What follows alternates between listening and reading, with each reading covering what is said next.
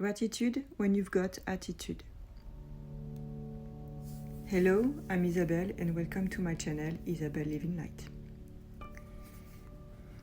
Gratitude when you've got attitude.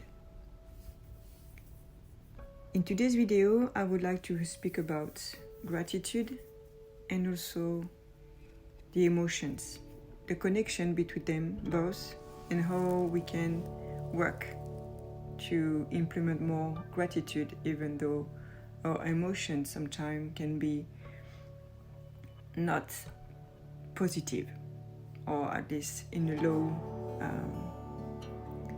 vibe. Gratitude when you've got attitude. Count your blessings, stay positive, good vibes only.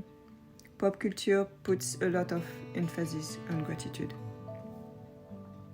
But it can be really hard to be grateful when we are full to the brim with anger, frustration, hopelessness, or grief.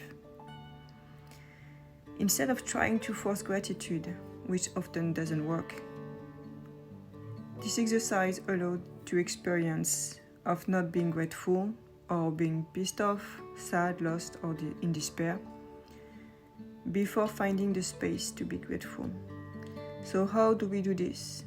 What does it mean to make space for a feeling? Doctors studied how animals release trauma. After the animals have been under threat, animals recover by allowing their bodies to shake. Because emotions live in our bodies. As much as they might feel like ephemeral things we cannot grasp or understand, our emotions are actually physical and chemical manifestations of our thoughts, which our bodies are trying to process. If you want to experience gratitude, but are feeling blocked, ask yourself, what is eclipsing my gratitude? What is stopping me from feeling more grateful? Try to keep the answers to feelings. For example, I am feeling frustrated, rather than stories. Example, I am mad at my brother and he won't return any of my texts and he's being passive, aggressive, and so on. It might help to write your answers down or say them out loud. I'm feeling lonely, I'm anxious, I am afraid, I just feel hopeless. Once you feel you've listed out the range of difficult emotions you are feeling, choose one and explore your body to see where you are experiencing it. Emotions often dwell in our chests, our throat area, or stomach. We may feel a tightening or fluttering. It might feel like there is a brick or rock sitting in one of these areas. The idea is not to blast through the feeling, but simply to notice and experience it.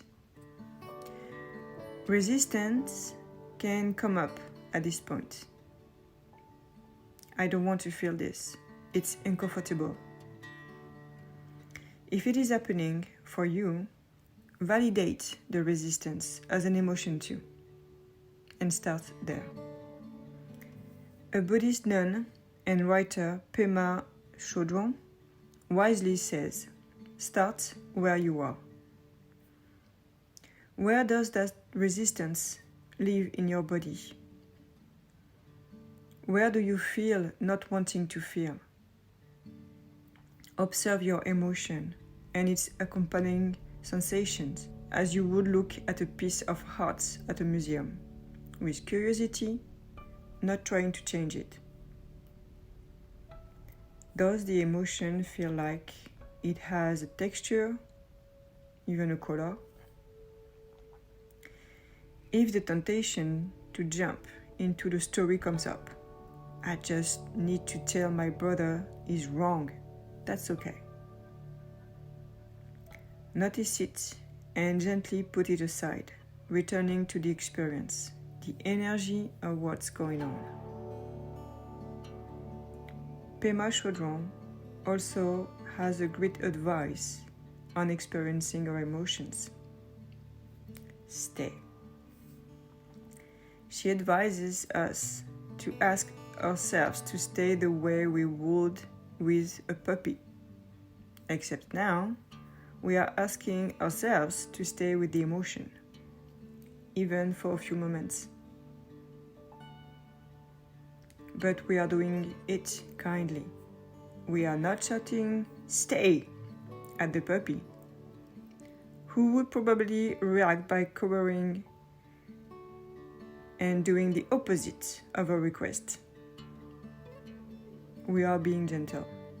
Stay. Stay. We might take a few deep breaths, breathing in the area of our body where we are having this experience. As you go through this exercise, you might notice the emotion moving or changing consistency or vanishing. This is the beauty of this exercise. We see that everything we experience is impermanent and that our bodies are actually designed to process emotions. Once you've stayed with your more difficult emotions for as long as you feel called to, you might notice if a teeny space opens up for some gratitude to come in, which might simply be, "I am grateful to have the time to sit quietly." And that's it. Or you might notice the beauty of the light where you are sitting. You might experience gratitude for your health or the fact that you are safe right now. Gradually, you might notice there is room for a bit of lightness and sometimes a bit more. You might find that the longer you stay gently with your emotions, the more space there is for gratitude to step in. It might not happen the first time you do this exercise, or even at the fifth.